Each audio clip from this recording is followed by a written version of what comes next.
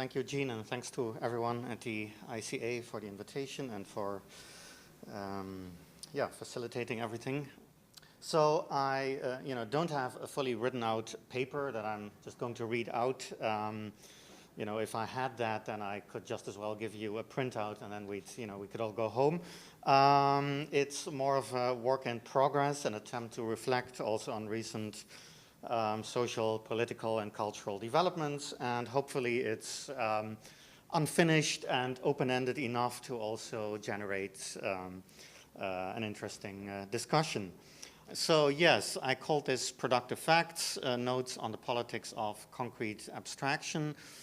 I will be going into the whole current ongoing discussion about facts, alternative facts, and so on. But first, I'd like to take a step back and anchor this in sort of what supposedly or what should be my next bigger project, my next book project, which is also related to the seminar or the workshop I've been teaching here this week. And that workshop in turn is also linked to an essay that I wrote for the Contour Biennale in Mechelen on the law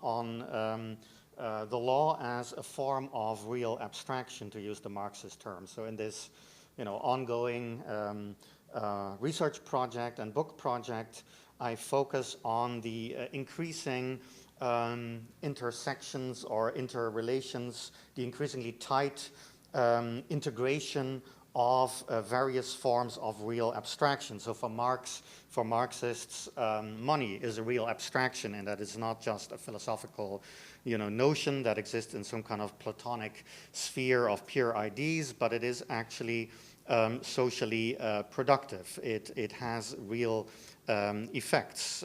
The abstractions of money generate certain economic and social forms.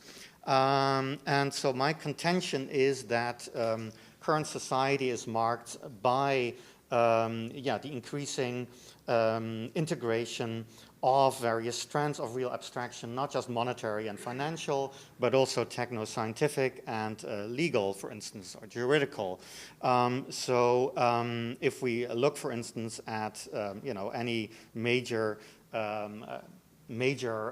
contemporary corporation, it is an entity, a corporate person, an artificial person whose very existence and mode of operation depends on sort of a very finely calibrated forms of interrelation between and the integration of legal protocols, the whole legal framework, science, techno-science in particular, and of course finance. And we can relate this also to the technological infrastructure of contemporary finance with algorithmic trading and so on.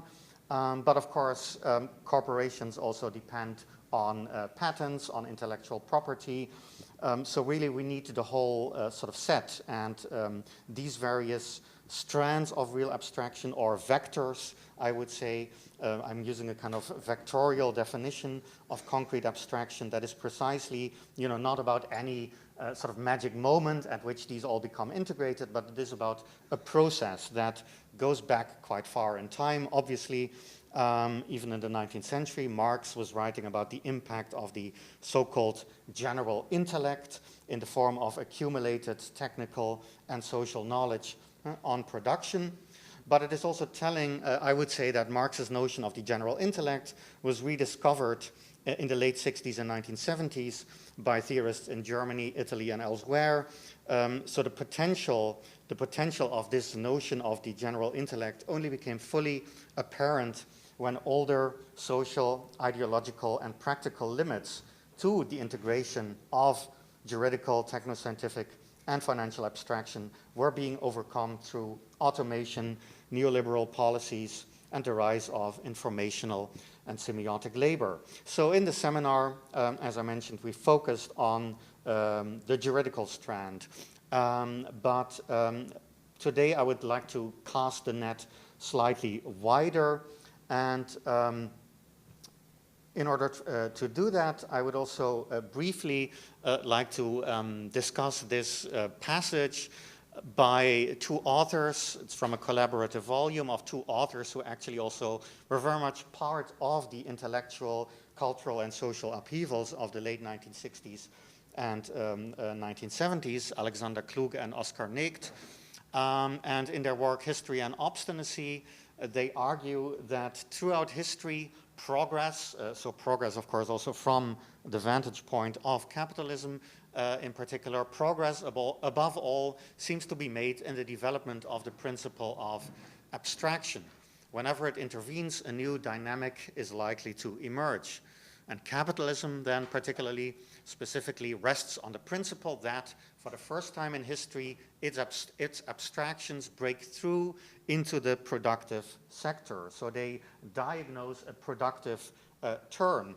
These abstractions indeed do not remain, let's say, theoretical notions or concepts, but they do break through into the operations of capitalist industry, of the capitalist economy.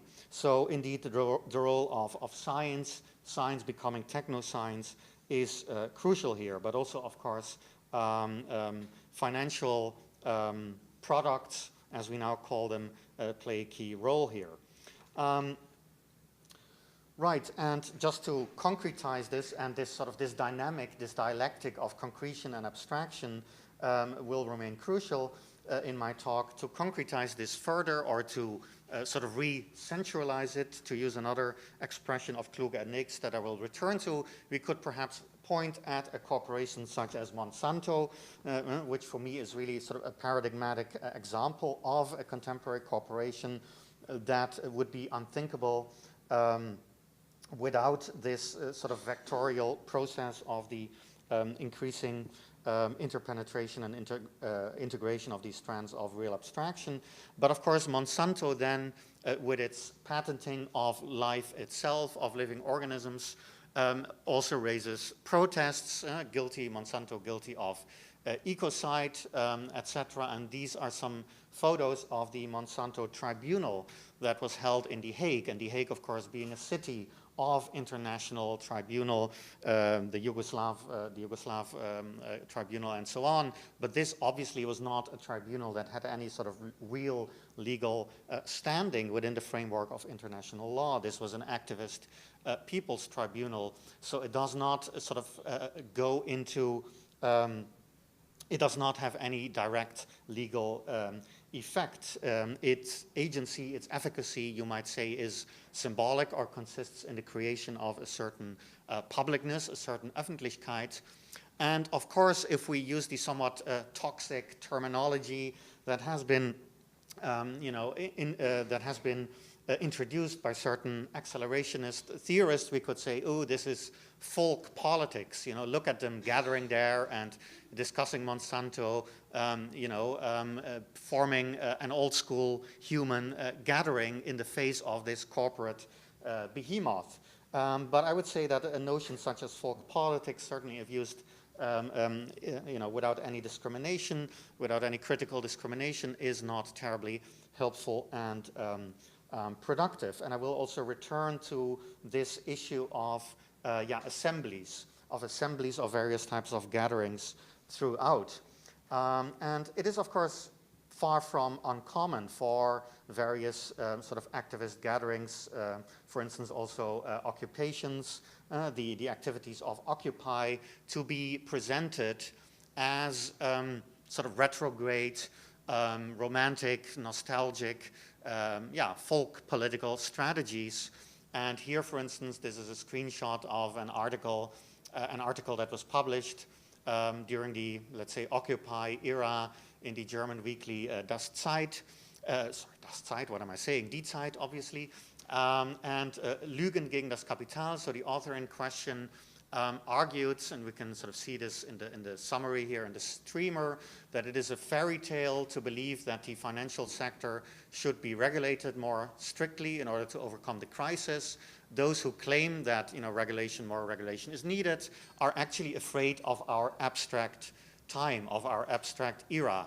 So claims the author, the writer, Ernst Wilhelm Händler. So a kind of Occupy is here diagnosed with a fear of abstraction, in particular of the real abstraction of finance and of, techno-scientific finance, of algorithmic investments and so on. And I thought it was quite actually striking that my browser, I suppose, decided to combine this page with this ad here, this banner for IBM's Watson. IBM Watson tries to help pilots to find the easiest flying route. Okay, but that's just an aside. So we have here this kind of conceptual theoretical stalemate between these false concretions, I would suppose. An author such as Ernst Wilhelm Händler would say the allegedly false concretions of gatherings of assemblies such as Occupy and our abstract society, which generates these supposedly sort of pathological responses. So that's sort of the conceptual stalemate that we have to move beyond, I would say. And this is another screenshot. I'm inflicting a couple of, I would say, rather wonderfully symptomatic newspaper articles on you. So this is from The Guardian, it's more recent. And here, refugees hold the key to German economic growth, so says the IMF. And of course, with refugees, we have another concrete phenomenon that, in this case, generates fears and generates xenophobic and racist rhetoric, but also physical attacks and violence. And Germany, of course, in Europe was sort of at the forefront of a rather bipolar oscillation between a Willkommenskultur, welcoming the immigrants, and actually, right-wing fascist hate crimes spiraling out of control. And then sort of one attempt to, let's say, counter the strong, potent rhetoric about all the dangers posed by immigrants. And of course, from the United States, they send us their rapists, their killers, and so on and so on. You have the same rhetoric.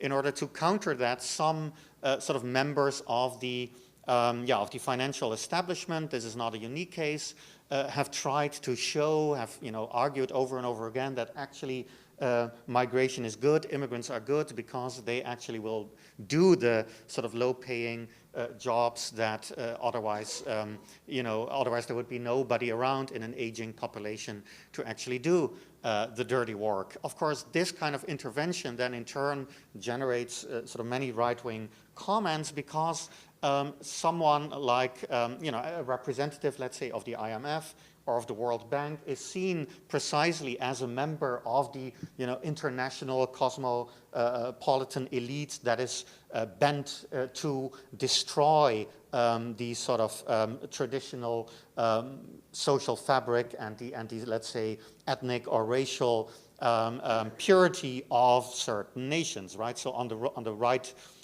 sort of in alt-right or neo-fascist circles, this can immediately be presented as a kind of elite conspiracy to actually, destroy, the German folk or what have you. But it's the same in the UK, in Holland, and elsewhere. And this is also part of the revolt against expert culture, Expertenkultur, as it's called in Germany. So here, for instance, the by now, I think, former British Minister Michael Gove attacked experts, the role of experts in making wrong predictions about the EU referendum, the Brexit referendum. And so he denounced experts and various writers, including also in a different article, the physicist, the astrophysicist and media figure Brian Cox, considered this a dangerous symptom of, indeed, a growing anti-expert culture that is sort of part and parcel of contemporary populism, in particular right-wing populism. Right, so this reaction against Expertenkultur, I would argue, is also linked to the ongoing transformations of our economy, of our society, in that, on the one hand, we have this increasing market and technology-driven integration that actually also leads to an erosion of traditional disciplinary autonomy, of the autonomy of the law, the juridical apparatus, of science, for instance.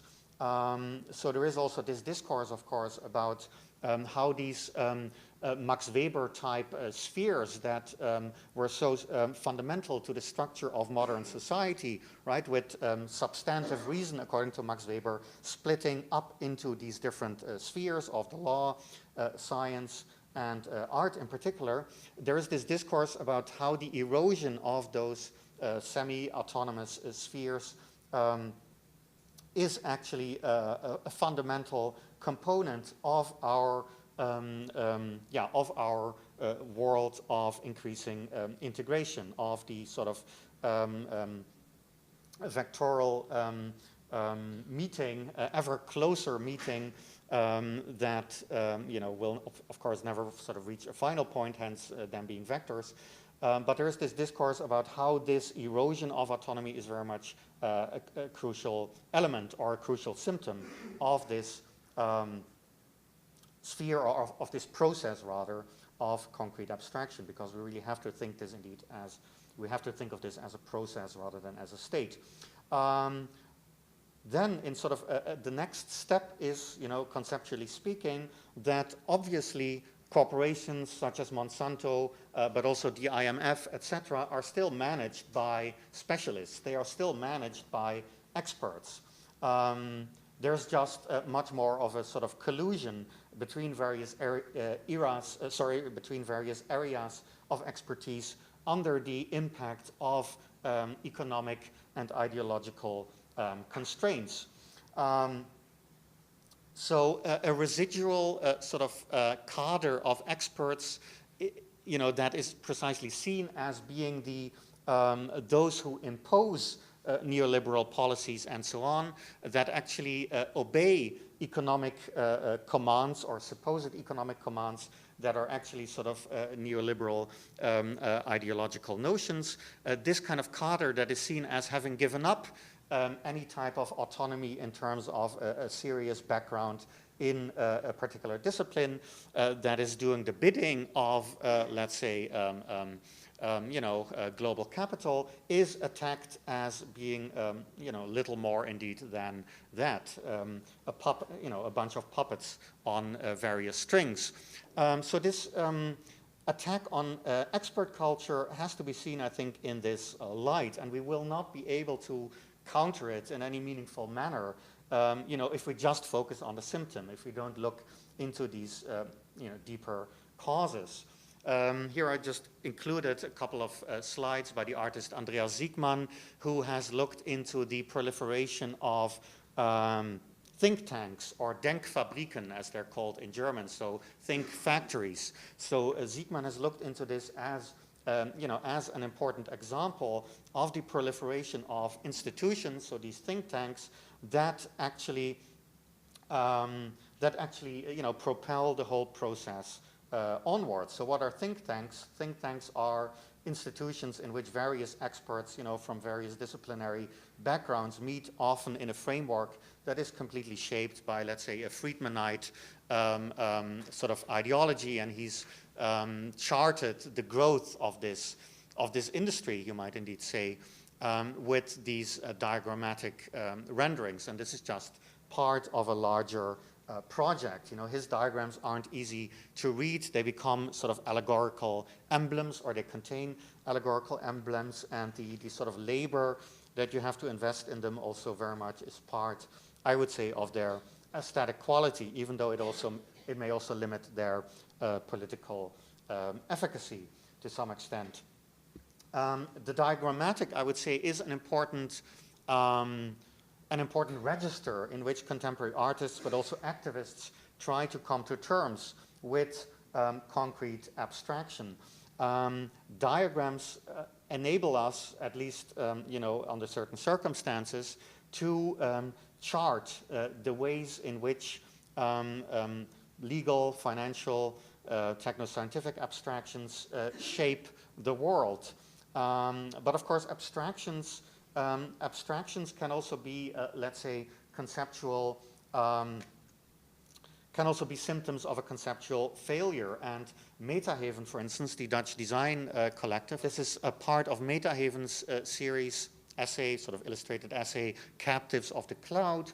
And in this essay, Metahaven argues that the cloud actually as a notion is highly problematic. The cloud and big data, those are fatally abstract notions, failing to do justice to what the cloud actually is and does. So they note, and I quote, "The conceptual similarity of big data to bad financial products that no one understands.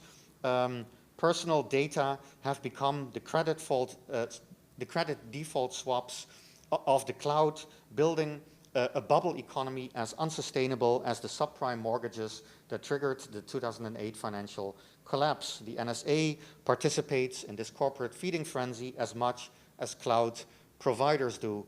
There is in this light nothing strange about wanting more personal control over one's personal information." Okay, you can also sort of sense that this was written a couple of years ago at the heyday of WikiLeaks and Snowden. They then quote from a 2011 paper by students of the US Naval Graduate School, which states that data sovereignty provides an explicit tool to break a level of abstraction provided by the cloud. The idea of having the abstraction of the cloud when we want it and removing it when we don't is a powerful one. So data sovereignty, of course, being indeed the imposition of a certain degree of sovereignty, whether personally or indeed in terms of a national territory. So yeah, Metahaven argue that what should be a part of the, let's say, of the mission of political and aesthetic practice today is to insist on the concretion of abstraction, to refuse to assent to vague generalities, such as the cloud, because data centers are somewhere hidden in plain sight. And here we can also think of a great phrase by the Dutch artist and information designer Femke Herregraven, who stated that our so-called cloud is more like spaghetti under our feet, right? So the cloud actually does become concretized, materialized in data center, but also in cables and so on. And this process of, re-concretization, or actually a process of pointing out the actual concreteness of such a supposedly, cloudy notion is very much part also of Metahaven's project. And of course, by now, I just included this as a little joke, by now this, indeed this sense that, the cloud is something hugely important, but nobody knows what it is, has become also part of pop culture. So this is a little clip from a certain comedy that was released, I think, 2 years ago. How do you forget to erase your sex tape? Because it kept slipping my mind, and then the next thing I knew, it went up. It went up to the cloud. And you can't get it down from the cloud? Nobody understands the cloud. It's a mystery. Right, so nobody understands the cloud, but of course, that's precisely the problem. And with Femke Herregraven, we could indeed say that we should look at the spaghetti component, let's say. We should precisely look at the moments when, concrete abstraction does actually become truly tangible, truly concrete. And just to give another example of Femke Herregraven's practice, so this is her online game, Taxodus, where you can actually see what, given your economic and financial situation, would be the best tax haven for you, or where you should actually move if you wanted to avoid paying taxes as much as possible. And it is a game that you can actually play, and serious research has gone into it. But of course, the point isn't just that you could actually use it to determine where you should move, but it is also precisely about sort of exposing this whole global system and making visible the whole network and the effect that it has. Because one of the problems, I would say precisely, if we think of all these forms of real abstraction, and if we think of, concrete abstraction as the process of progressive but never, fulfilled, never finished integration, one of the problems is precisely that the effects can be so multifaceted and can be so scattered and distributed, can be so multiple that, it can be hard to know where to start if you really want to sort of attack a certain problem. As Femke Herregaven also argues, if we, for instance, look at the cloud, there is a proliferation of effects that is not necessarily, only directly linked to the financial sector, to financialization, or to tax evasion. We're also dealing with global warming, with the extinction of species, with unemployment, etc. Because obviously the cloud, the whole infrastructure of the cloud is also a huge consumer of energy and contributes to global warming. So what kind of reconcretization, or rather centralization strategies could we employ? And I'm using here another term indeed introduced by Kluge and Negt in another of their books, Public Sphere and Experience, this notion of re-centralization. And, this is them in the 70s writing about television, and in many ways it's sort of quite a dated analysis focused on German public television in particular. But this passage, I think, is rather interesting in the current context. So they say that substantial parts of television's own output, plays, shows, etc., documentaries, do not mirror real structures, but rely on the reconstruction of themes that have previously been investigated by academics or journalists. Scriptwriters, directors, and producers then turn these themes into something concrete again. Wide areas of television production in the studios and among suppliers, etc., act as such factories for re-centralization. So we have the Denkfabrik, the think tank, and here we have studios, TV studios, production companies as factories for re-centralization. So apparently there is still a lack, in the realm, in this ongoing process of concrete abstraction, in this, particular storm of history that we find ourselves in, when it comes to making it, not just concrete in a sort of scattered and diffuse sense, but really focusing on something that is right before you. This, I would say, is their term, is what their sort of term of re-centralization articulates. Of course, it's not necessarily a positive term. They clearly see this as part of a problematic process of TV and film production. And indeed, there are highly dubious forms of re-centralization. So this is, for instance, this, famous, notorious moment when James Imhoff, I think his name is, Senator Imhoff, showed this snowball on the floor of the Senate, supposedly disproving global warming because, hey, look, it just snowed. This is precisely, the kind of reactionary and demagogic re-centralization that poses huge problems, because of course global warming is it's everywhere, and it affects people not equally, but it has highly unequal effects depending also on geography, on class, and what have you. But a snowball is sort of easy to show as long as it doesn't immediately melt. Re-centralization is, I would say, a key issue in our factually challenged era, in an era of alternative facts. How can we sort of oppose this kind of snowball moment, let's say? And there are many more examples of false concretions or false centralizations that actually have incredibly harmful effects. One way could perhaps also be, one way of critiquing such an intervention could be to actually use another Marxian term and to say, this snowball is actually pseudo-concrete. What it, apparently seems to show is that there's no global warming because it snowed, but actually this is a pseudo-concretion, and actually there's so much behind this, and perhaps if we were to analyze the snowball, we would actually find, traces of pollution, of soot, and so on in this entity that could actually then be used to counter this kind of narrative. I've just made a montage here of that photo and animations by the artist Pedro Neves Marquez that are based on the Club of Rome report from 1972, showing various variations of this world model that they concocted with the the most advanced computers that MIT had to offer at that time, and showing various scenarios depending on sort of levels of pollution, levels of resource extraction, consumption, etc. And most of those scenarios don't necessarily end in a terribly happy, pleasant manner. And of course, the Club of Rome report was an early attempt to, awaken people's consciousness and to argue that certain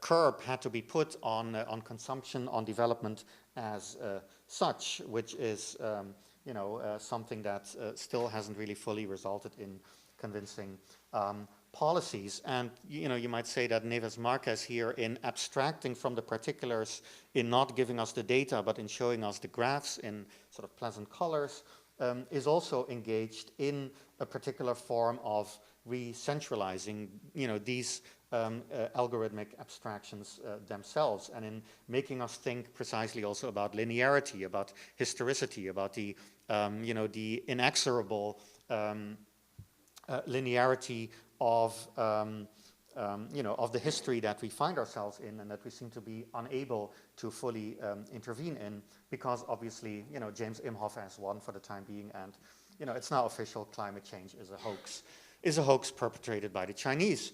And of course there are other examples that are somewhat more bizarre and less obviously harmful about sort of other examples of alternative facts.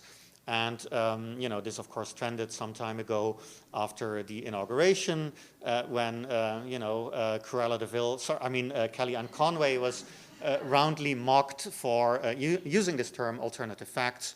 And then Merriam-Webster tweeted, now even Merriam-Webster is in on the business of trolling, so they trolled Kellyanne Conway by texting this definition or tweeting this definition: a fact is a piece of information presented as having objective reality, which is also slightly odd, I would say, and it is actually not an unproblematic definition. So a piece of information presented as having objective reality. So you can immediately ask, okay, who does the presenting? Who is presenting it as having objective reality? And I would say, just to begin to work towards a conclusion here, I would argue that we have to focus, actually, we have to re-examine notions such as the fact and facticity, factuality, and we have to look also into a certain terminological, etymological cluster, of which you see some terms there on the left. And I think that together with theorists such as Isabelle Stengers and Bruno Latour, we also should critique the reflex to always then mock the people who are, well, obviously clearly peddling lies, and of course they should be called out on it, but it's not always necessarily sufficient to say, okay, we are, the fact-based community, we do the fact checks, etc., and we can point out your lies, because I think in many cases, and particularly in complex cases such as global warming, that are the product, that are the result or one result of these various interlocking forms of real abstraction. In particularly in such complex cases, it's not always so clear-cut, what the facts are. And I would like to sort of unpack this a little bit, using Isabelle Stenger's writings in particular. So, terms such as artifact and artifice are quite intriguing in this context. So artifact, for instance, stems from the Italian artefatto, which in turn derives from Latin, and it combines the stem arte with factum for made, produce. So a factum, a fact, is actually something made, produced with skill. So we can see here that there is actually indeed this quality of artifice in the fact. Or certainly in particular kinds of facts, and I'll discuss Isabelle Stenger's differentiation between different types of facts in a moment. Terms such as fetish are also part of this constellation. So fetish derives from the Portuguese term feitiço, which I'm probably mispronouncing, which referred to certain, objects produced or used by indigenous people, tribes, societies in Africa, and of course they were seen through the, through the prism of Western Christian colonial culture. So they were used to, to refer to these, let's say, primitive idols. That would be the sort of ideological goggles through which those objects were seen. And so from this Portuguese term feitiço, a pidgin term feticho derived. But ultimately, you can also relate this term to, for instance, the French faire and the past participle of faire, fait, right? So a fetish is indeed something that has been fait, that has been made, that has been done. And Bruno Latour picked up on this by introducing the term factish, which again also links it back to artifact. So the factual, the fact as something that has been made.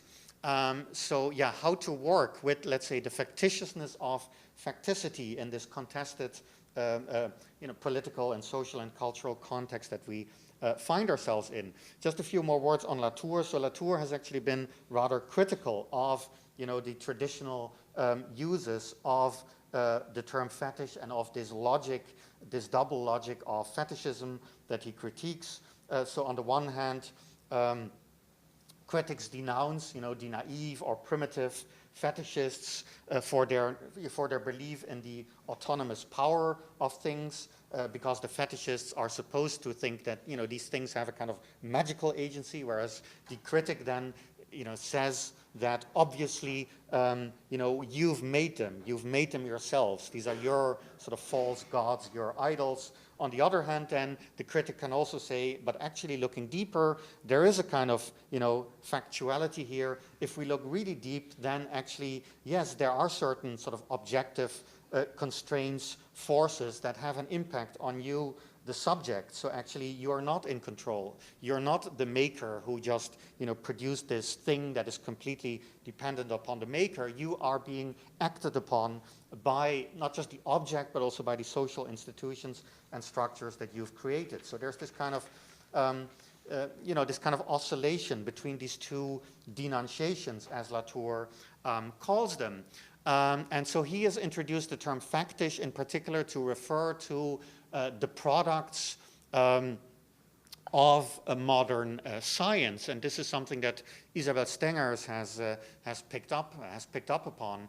And so she here in Cosmopolitics discusses a new type of reason that could be characterized as the invention of a new type of fact. So she's discussing modern science. One that could be compared to the neutral fact that empiricist doctrines insist on invoking, a fact that these doctrines characterize as independent of human interpretation and as such a solid foundation for the construction of objective knowledge. Well, this is of course also the way in which the term fact often gets used in contemporary discourse. We do fact checks, and we actually show that Kellyanne Conway or Donald Trump or Ben Carson has bent the facts and has actually not done justice to the facts' independent existence.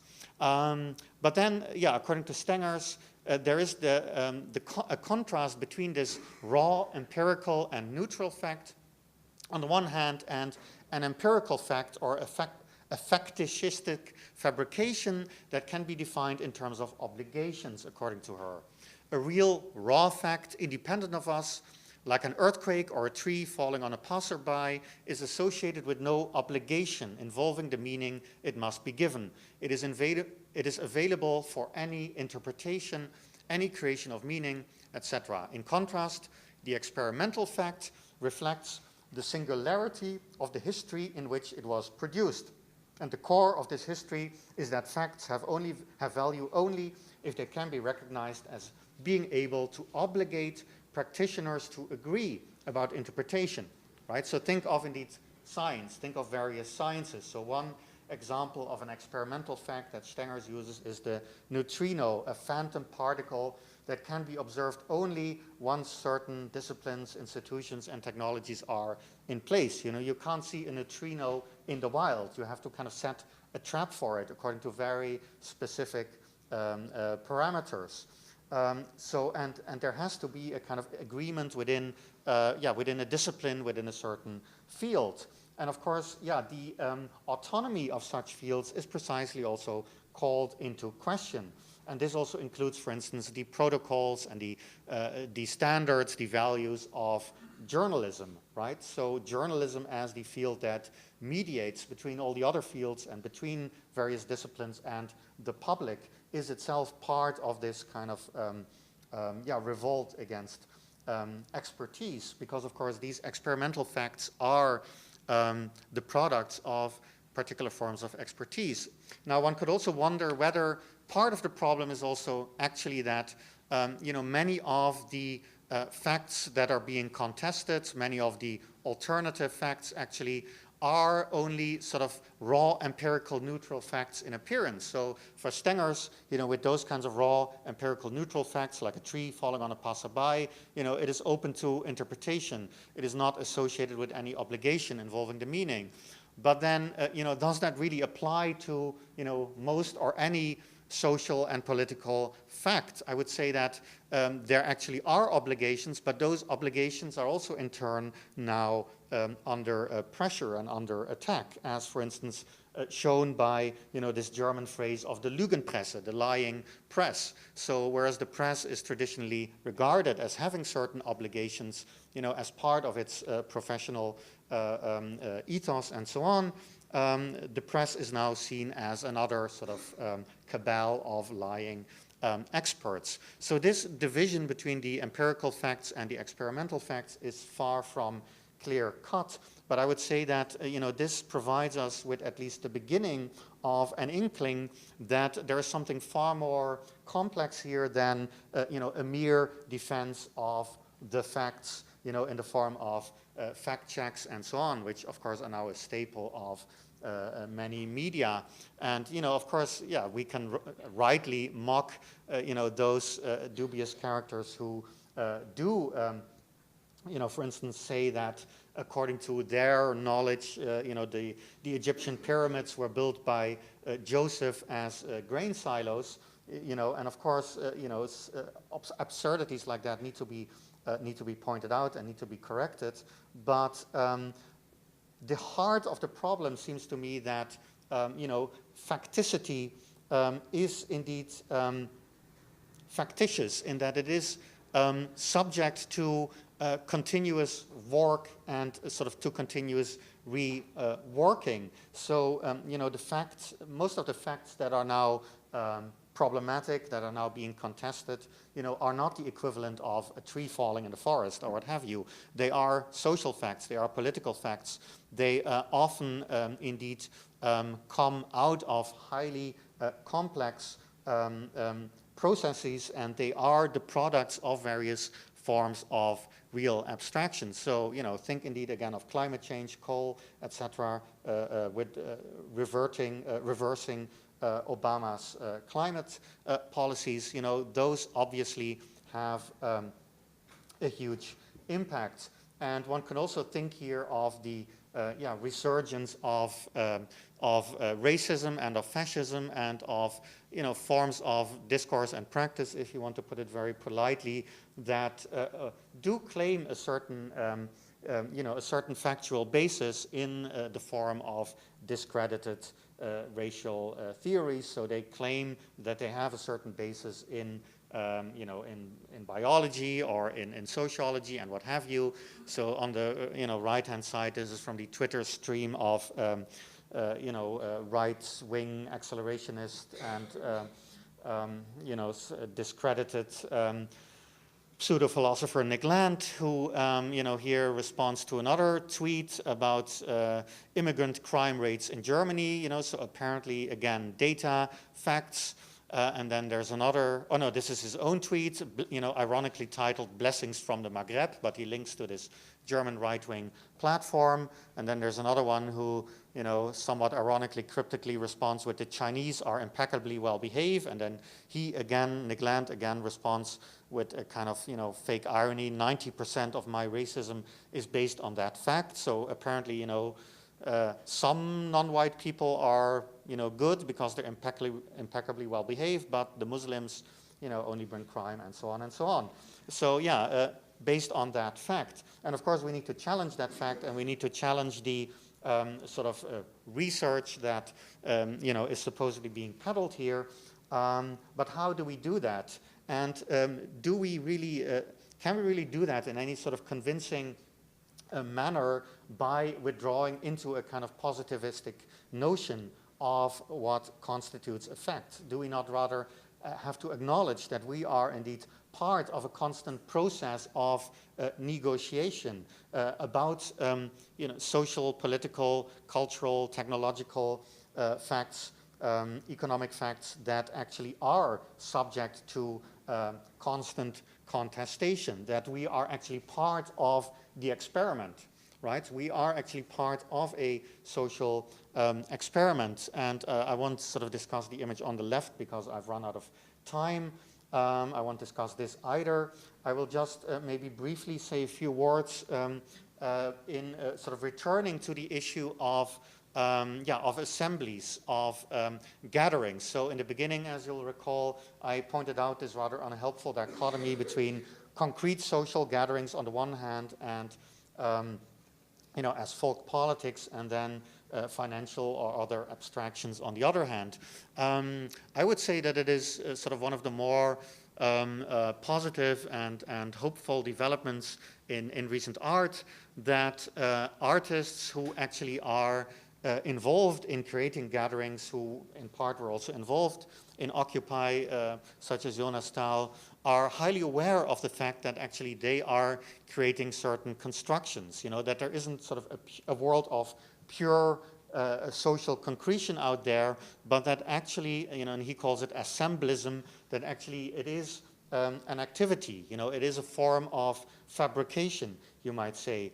And we could analyze this with Isabel Stengers as a facticistic practice. So he acknowledges that assemblism is also a matter of fine-tuning, of setting the parameters, and that a gathering doesn't automatically work in any meaningful way. So it is really a very sort of careful, nuanced, complex operation, and he does not oppose, let's say, this as a social concretion to the abstractions of finance, of science, and what have you. Still, he argues, and I agree with that, that this is, and okay, I'm putting words in his mouth now, but that the creation of those kinds of assemblies, and I cannot discuss his practice at any length now, is actually a highly important form of re-centralization, right? So an assembly is something that that does not take the form of a single object, for instance, but it is something that you can sort of survey, that you can be part of, and that creates an embodied experience. And as long as indeed you do not sort of fetishize this, to use that term, as the real reality as opposed to all the abstractions, as long as you acknowledge that this is a particular constellation, a particular congregation that would allow you, for instance, also in something like the Monsanto tribunal to intervene in concrete abstraction through this kind of re-centralization, I think we're dealing with potentially important practices. Of course, not all of them, not all of such assemblist practices aspire to, huge, instant, immediate political agency or efficacy. These are some photos actually of works, projects by the Belgian art practice that is called Agency, which was founded by Kobe Matthijs. And Kobe Matthijs collects and presents and discusses things. So he has an archive of thousands of things. And what are these things? Well, they're concrete in some ways, but you might also say that many of them are pseudo-concrete because they take the form often of objects. Sometimes, they can't be on a table as objects, but they have to be documented in some manner. But all of them have been subject to some kind of copyright or intellectual property dispute. So it is precisely also about the the entanglements of these objects and the ways in which they actually are, the pseudo-concrete products of let's say, of juridico-financial technoscience. And there are then these gatherings or assemblies in which these cases, these things get discussed. So, of course, here we have something, if the Monsanto Tribunal is at one end of the spectrum, this is a practice within the art world, that doesn't go for that kind of activist effect. But I would say that these are all incredibly important examples, strategies, complementary strategies of re-centralization, of forms of concrete abstraction that often are much too complex, multifaceted, distributed, and scattered in their effects. So this creates focus. And perhaps just one final slide to return to Jonas Stahl briefly, another assembly that he was involved with, although he didn't organize it. This is one of the presentations by the sort of launch parties of the pan-European left-wing movement DM25, which Yanis Varoufakis, the former Greek finance minister, is sort of one of the instigators, one of the initiators of it. And Jonas Stahl sort of designed the architecture, the set. And here, of course, we do have an assembly that is also, in a sense, about a lacking body, a missing, absent body, i.e. a pan-European publicness, a pan-European political movement. This is one of the basically crucial flaws of the whole European endeavor. And DM25 aspires to be a pan-European progressive left-wing movement. But of course, this then takes the form of these local or national launches in which sort of an absent publicness becomes embodied, becomes materialized in the form of an assembly that is extremely well aware, for instance, of all the destruction that a German-led financial and economic policy, all the destruction that this has wrought in Greece, for instance, and of course financial reform, sort of an overhaul of the whole financial apparatus of the European Union plays a crucial role in the DM25 manifesto. So this is very clearly an engagement with this strand, this vector of concrete abstraction, in particular finance, but of course also finance as enabled by technology, by technoscience. So here I would say, and this is sort of a way of wrapping up this opening, because this talk really is intended as an opening. Here we have an example of, something that is clearly not folk politics, I would say, but it is an embodiment, a centralization, a re-centralization of a Europe that is yet to come, but that may never come. But it is very much also a constituency, a group, an assembly that is brought together precisely by the effects that a financialized European but also global economy has wrought. So in a sense, this is an assembly, brought together by these abstractions that the German author in Die Zeit celebrated and opposed to Occupy, which he, basically in his words, accused of being a bunch of naive proponents of folk politics. So yeah, where does that leave us? I hope that I've given some conceptual tools, however underdeveloped and blunt they may be at this point, but I'd be happy to discuss this with you and see what comes up. Okay, so far?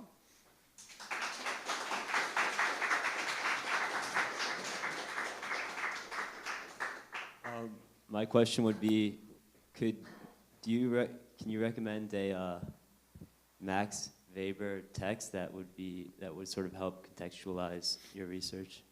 Could I recommend a what text? A Max Weber text. A Max Weber text, right? In a way, perhaps a good point of entry would actually be Habermas. So Weber as remediated by Habermas in the postmodernism essay from the early 80s, in which he argues that this sort of Weberian organization of society into these autonomous or semi-autonomous spheres has to be defended against the onslaught of postmodernism. So that could perhaps be a good entry, and then one could go back in time to Weber himself. Hello, George Gonzalez, a professor of political science at the University of Miami. I'm wondering, in my mind kept reflecting on, I'm wondering if you know this work, Harry Frankfurt's On Bullshit, and then that's the phrase he uses, is, on bullshit. And so I'm wondering, are we in a new age of bullshit, where you're not only you're dealing with just grandiose claims, grandiose arguments that really don't relate to reality, but now we are constructing, alt facts and art in the art world. Again, we're trying to work through bullshit. We're trying to identify, critique it, counter it. Now we're also trying to critique and alt facts. I don't know if you have any thoughts on that. Yeah, well, I'm reminded of Jon Stewart's phrase for Fox News, "bullshit mountain." But of course, with someone like Jon Stewart, I'm also immediately thinking, much, of course, as he kept many people sane throughout the years, there is also, a limit in this, constant debunking, pointing out the bullshit. It needs to be done, yes, obviously. You can't not do it.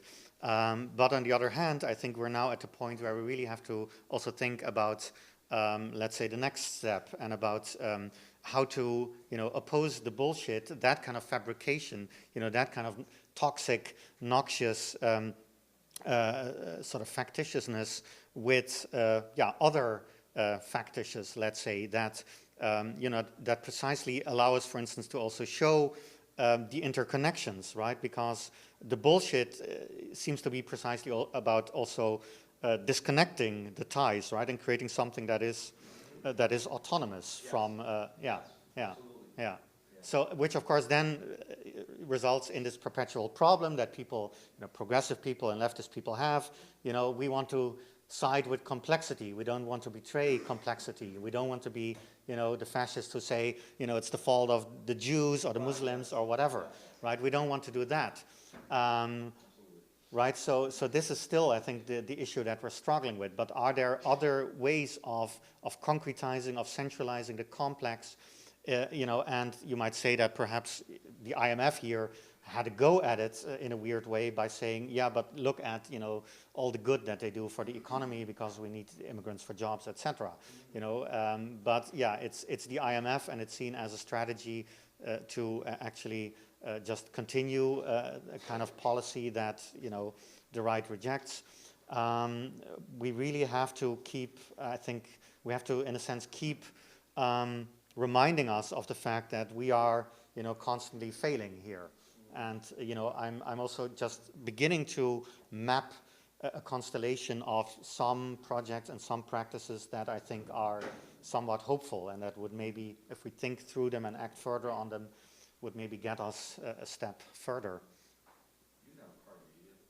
Sorry? Do you have a card, by any chance? A card, a business card? No, I'm an old school European academic. I don't have business cards. No.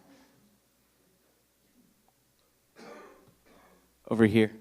Thank you for your time, by the way. And just to bring up, when it comes to you and the fabrication of facts, that's what I think when it comes to the talk, and the fabrication of experts taking the facts and making them our objective reality. I find when it comes to like the power structure that is like doctors, you showed a display of how Dr. Ben Carson, he is renowned for being an expert in a field that no one really knows about. It is medicine.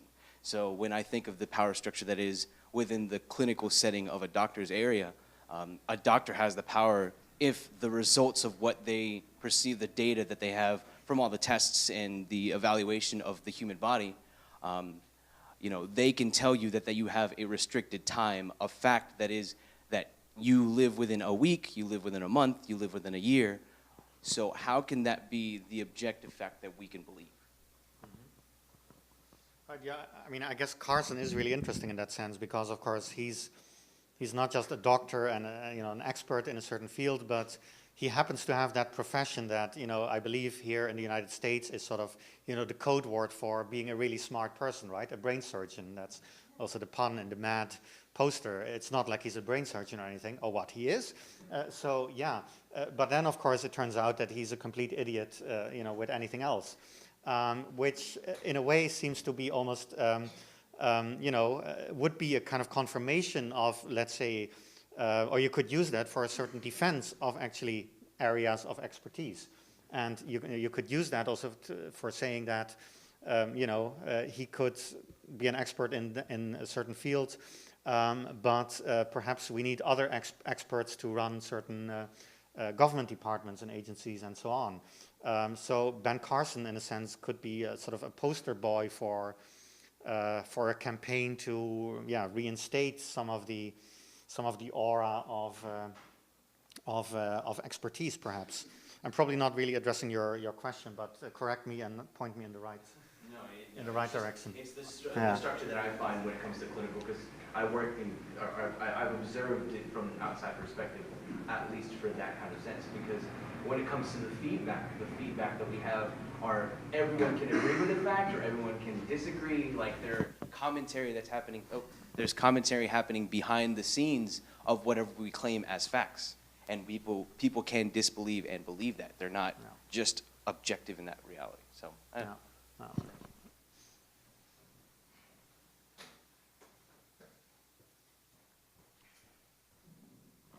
In your presentation, you had a very interesting slide it started with the self, and it moved to 1947, I think 79, the financial crisis, 2008, I think it was.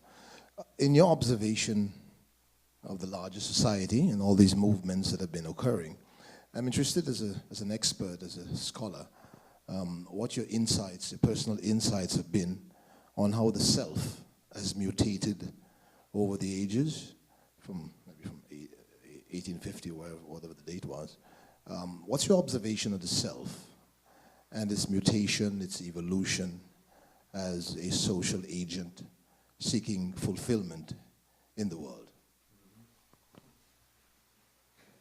You got any bigger questions? Yeah. Well, of course, there's a whole there's a whole discourse also on sort of the effects of contemporary capitalism and social media and so on the self, on subjectivity. You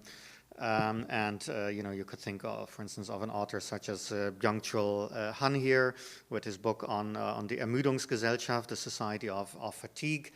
Han also argues that there's a huge sort of disincentive today when it comes to solidarity, when it comes to actually organizing, because we're all competing with each other. We're all constantly being pitted against each other as neoliberal subjects. In Germany, there's the term of the Ich AG, so that's like me incorporated. Everybody is their own little corporation.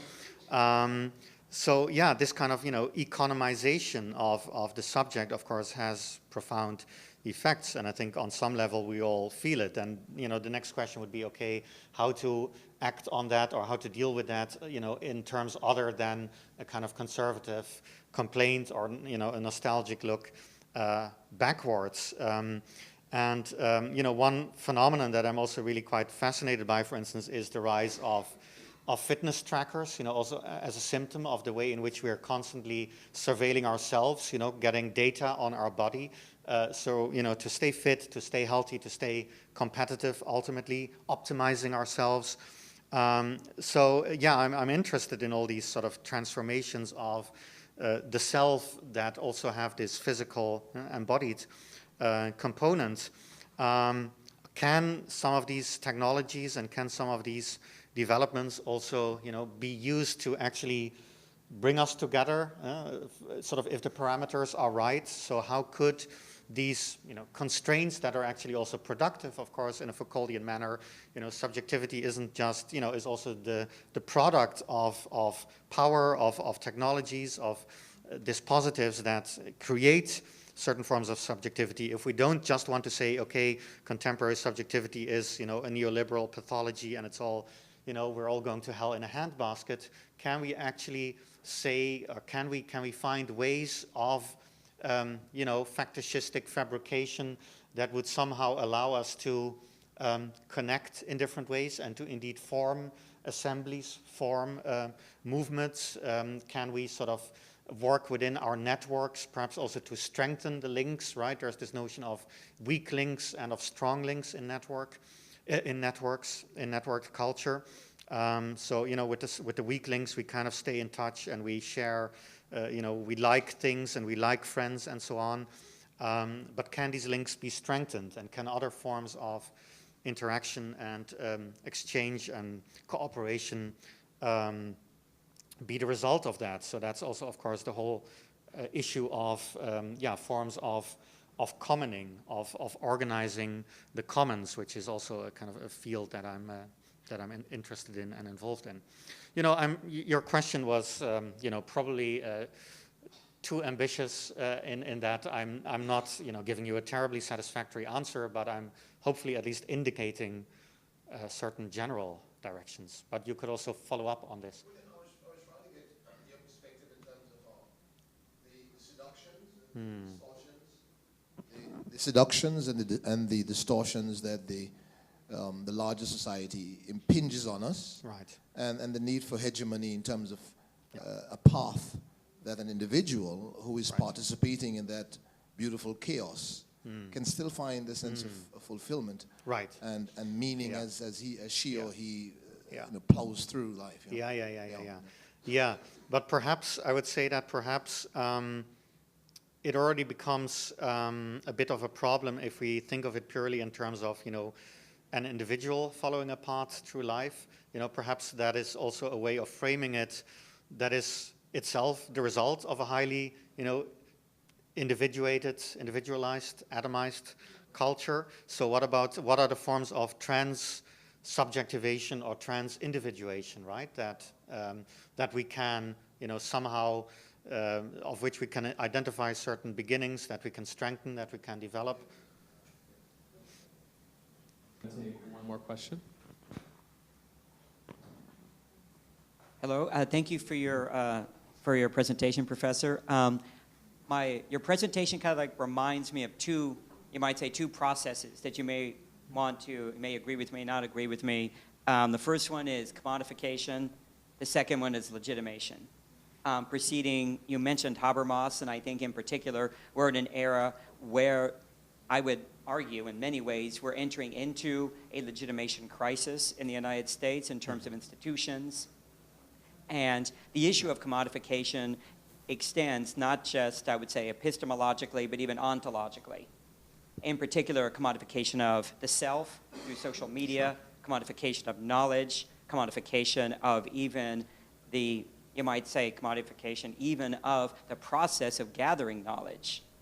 And as a professor, and I'm a professor obviously, that I see this, that now I'm supposed to be objectively measured by not just the publications that I have, but what is the H index of those publications. So I think that your presentation definitely gives a sense of that we're in many ways, to use your words, trying to re-sensualize, but in particular I think that we're reifying this, and that's part of the problem. Sure. So what I would say is, that's just as, from one academic to another, my question is this: how do you see this process, these twin processes, if you will, of commodification and legitimation in basically this production of alternative facts? Yeah, thanks for the question. Thanks to all of you for all of the questions, actually. I didn't thank any of you. But yeah, of course, you're right. So commodification, of course, if we think in terms of the commodity fetish, there we have this term fetish again.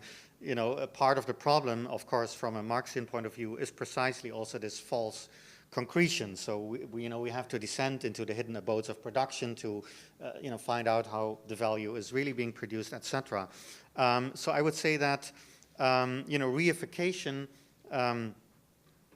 there is indeed this kind of dialectic that I think I want to work further on, this sort of dialectic of reification and this recentralization that I'm using Kluge and Negt to theorize, to at least to begin to theorize. So how can we have forms of recentralization that are precisely interventions, in the reified and in the pseudo-concrete, again, think also of, we have to think of contemporary commodification and contemporary reification very much in not just sort of 19th century Marxian terms, but we have to analyze it also in terms of this, of all of these strands, of all of these interwoven strands of real abstraction. So what happens when we, for instance, use a fitness tracker, to not just keep fit, but also, for instance, to get maybe a lower, insurance premium, or whatever you call it in English, right? If we sort of get a lower insurance rate, if we can prove, if we can demonstrate that, we are keeping fit, we are in the process of reifying ourselves using, a technological tool. So I think, contemporary reification and commodification have to be analyzed in, in those terms. And they don't just apply to the commodity objects. They also very much apply to the, to the subject, to the self, to the embodied self. And perhaps this is also sort of, a glimmer of hope that one can see here, in the face of, alternative facts that circulate on social media and so on and so on. So how actually are we being affected, by various developments? Should we perhaps indeed focus on ourselves as the real facts, as the real factitious? So how is our health being affected, for instance, by climate change and so on? How is our health being affected by certain economic policies, by a financialized economy, and so on and so on? So perhaps there is really a sense here, I would say, in which we also have to start from ourselves, and work with ourselves as, as a fetish or as a factish, as a, as a reified entity, as an Ich AG, that perhaps can also be used for forms of recentralization that counter these,